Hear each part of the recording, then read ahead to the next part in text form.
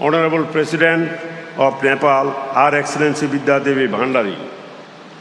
It gives me great pleasure to welcome you and all the members of your entourage to Bangladesh. I am delighted that you could make time to come and visit us to attend the historic celebration of the birth centenary of Father of the Nation, Bangabandhu Sheikh Mujibur Rahman, and the golden jubilee of our independence. We recall that you had very graciously provided a video message for the inaugural program of the Mujib Barsha when you could not come physically due to COVID-19 related restrictions and lockdown.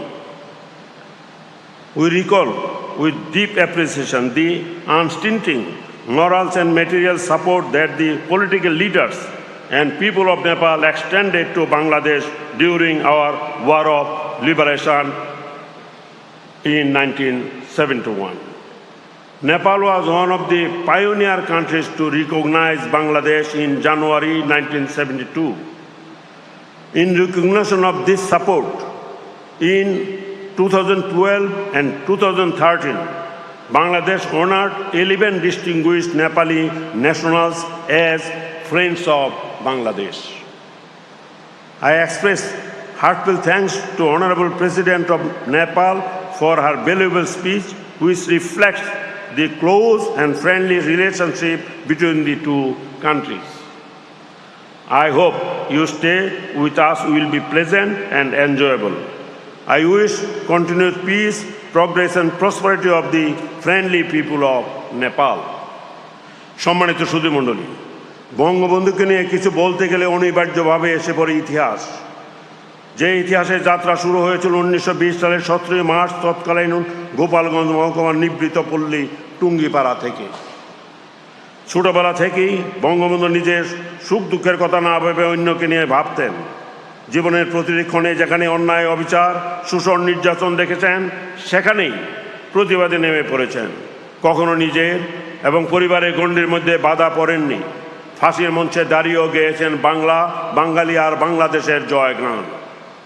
ফাঁসির সেলের পাশে কবর খোঁড়া হচ্ছে জেনেও বাঙালির স্বাধীনতার লক্ষ্যে তিনি ছিলেন অবিচল ও অনড়। আজীবন বাংলা ও বাঙালিকে ভালোবেসে গেছেন, স্থান করে নিয়েছেন মানুষের হৃদয়ের মণিকুঠায়। সম্মানিত সুধী মণ্ডলী, 1938 সালে শেরে বাংলা একে ফজলুল হক ও হুসেন শহীদ সোহরাওয়ার্দীর সাথে বঙ্গবন্ধুর পরিচয় ঘটে এবং প্রথম পরিচয়ে তিনি নেতাদের দৃষ্টি আকর্ষণ করতে সক্ষম হন। সোহরাওয়ার্দীর সাথে নিয়মিত যোগাযোগের মাধ্যমে রাজনীতি তার হাতে করি।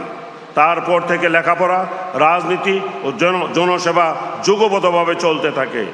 1947 সালে পাকিস্তান প্রতিষ্ঠার পর অবিভক্ত বাংলার রাজনীতি থেকে তিনি পূর্ব বাংলার রাজনীতিতে মনোনিবেশ করেন। দেশ বিভাগের কিছুদিন পরেই তরুণ নেতা বঙ্গবন্ধু শেখ মুজিব বুঝতে পেরেছিলেন ব্রিটিশ পরাধীনতার কবল থেকে মুক্তি পেলেও বাঙালি নূতন করে পশ্চিমাদের শোষণের কবলে পড়েছে। শুরু করেন বাঙালির অধিকার আদায়ের আন্দোলন। 1957 সালের 30 মে আওয়ামী লীগের সাধারণ সম্পাদক হিসাবে দলীয় রাজনৈতিক কর্মকাণ্ড পরিচালনার স্বার্থে জোট সরকারের মন্ত্রিসভা থেকে পদত্যাগ করেন। দলের প্রতি বঙ্গবন্ধুর কতটা আনুগত্য, আন্তরিকতা ও টান ছিল মন্ত্রী পরিষদ থেকে স্বেচ্ছায় পদত্যাগ তার প্রকৃষ্ট উদাহরণ। 1969 সালে 5 ডিসেম্বর হুসেন শহীদ সোহরাওয়ার্দীর স্মরণ সভায় বঙ্গবন্ধু ঘোষণা করেন, কোর্ট, জনগণের পক্ষ হতে আমি ঘোষণা করিতেছি বাংলাদেশের আবাসভূমির নাম পূর্ব পাকিস্তান নয়, হবে বাংলাদেশ, আনকোট। সম্মানিত সুধী মণ্ডলী, স্বাধীনতার পরপরই বঙ্গবন্ধু সরকার পরিচালনার দায়িত্ব নিয়ে যুদ্ধ বিধ্বস্ত দেশের পুনর্গঠন ও আর্থসামাজিক উন্নয়নের পাশাপাশি বহির্বিশ্বের সাথে দ্বিপাক্ষিক ও বহুপাক্ষিক সম্পর্ক স্থাপনের কাজ শুরু করেন। সবার সাথে বন্ধুত্ব, কারো সাথে বৈরিতা নয়, এই মূলনীতির উপর ভিত্তি করে এগিয়ে চলে দেশের কূটনৈতিক কার্যক্রম। দূরদর্শী রাষ্ট্রনায়ক হিসাবে বঙ্গবন্ধু 3.5 বছরের শাসনামলে তিনি 116টি দেশের স্বীকৃতি ও 27টি আন্তর্জাতিক সংস্থার সদস্যপদ লাভ করেন। 1973 সালের 23 মে তাকে বাঙালির মুক্তি সংগ্রামে অনবদ্য ত্যাগ ও বিশ্ব শান্তি প্রতিষ্ঠায় অবদানের স্বীকৃতি স্বরূপ জুলিও কুরি শান্তি পদক প্রদান করা হয়। সম্মানিত সুধী, আমরা স্বাধীনতার 50 বছর অতিক্রম করতে যাচ্ছি। এ দীর্ঘ সময়ে দেশের চেহারা অনেক বদলে গেছে। বঙ্গবন্ধুর নেতৃত্বে যে দেশ স্বাধীন হয়েছিল, অনেক চড়াই উতরায় পার হয়ে সেই বাংলাদেশ এখন স্বল্পোন্নত দেশ থেকে জাতিসংঘের চূড়ান্ত সুপারিশ অর্জন করেছে বাংলাদেশ। বাংলাদেশ এখন উন্নত সমৃদ্ধ দেশ হওয়ার পথে দ্রুত অগ্রসর। জলে স্থলে আকাশে বাংলাদেশের অবস্থান সুদৃঢ় করতে চেয়েছিলেন বঙ্গবন্ধু। তিনি দেশকে সোনার বাংলা হিসেবে গড়তে চেয়েছিলেন। আজ মাননীয় প্রধানমন্ত্রী শেখ হাসিনা সেই অরাধ্য কাজ সম্পন্ন করছেন। বাংলাদেশের স্থল ও সমুদ্র সীমা স্থায়ীভাবে নির্ধারিত করেছেন। 57তম দেশ হিসাবে বাংলাদেশ মহাকাশে বঙ্গবন্ধু স্যাটেলাইট পাঠিয়েছে, যা সফলভাবে কাজ করছে। জাতির পিতার স্বপ্ন ছিল ক্ষুধা ও দারিদ্র্যমুক্ত সোনার বাংলাদেশ গড়ার। তারই দেখানো পথে জাতির পিতার সুযোগ্য কন্যা মাননীয় প্রধানমন্ত্রী শেখ হাসিনার হাত ধরে অযুত বাধা পেরিয়ে এগিয়ে যাচ্ছে বাংলাদেশ। সরকার ও রাজনৈতিক দল যখন সততা আন্তরিকতা নিয়ে জনস্বার্থে কাজ করে, তখন জাতির উন্নতি ও কল্যাণ নিশ্চিত হয়। সাধারণ হতদরিদ্র মানুষের মৌলিক চাহিদা পূরণে দলমত নির্বিশেষে তাদের পাশে দাঁড়াতে পারলে দেশের রাজনীতিতে নূতন অধ্যায়ের সূচনা হবে।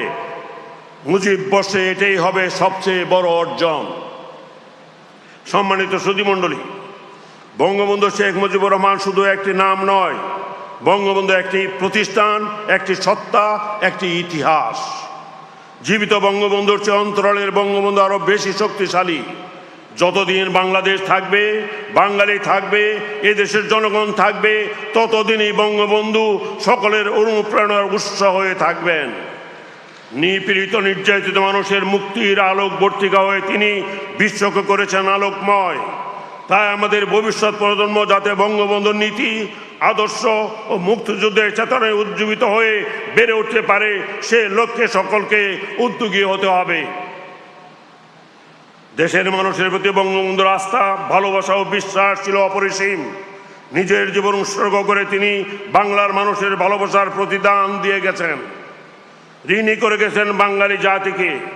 মুজিব বর্ষ পালনের মধ্য দিয়ে বঙ্গবন্ধুর জীবন, কর্ম, চিন্তা, চেতনা ও দর্শন ছড়িয়ে দিতে পারে হবে বাংলাদেশ সহ সারা বিশ্বের তরুণ প্রজন্মের কাছে। বঙ্গবন্ধুর জীবন, ভাবনা ও রাজনৈতিক দর্শনের মর্মার্থ সবার কাছে ছড়িয়ে দিতে মুজিব বর্ষ পালন একটি যথাযথ পদক্ষেপ। বঙ্গবন্ধু ও বাংলাদেশকে আলাদা করে দেখার কোনো সুযোগ নেই।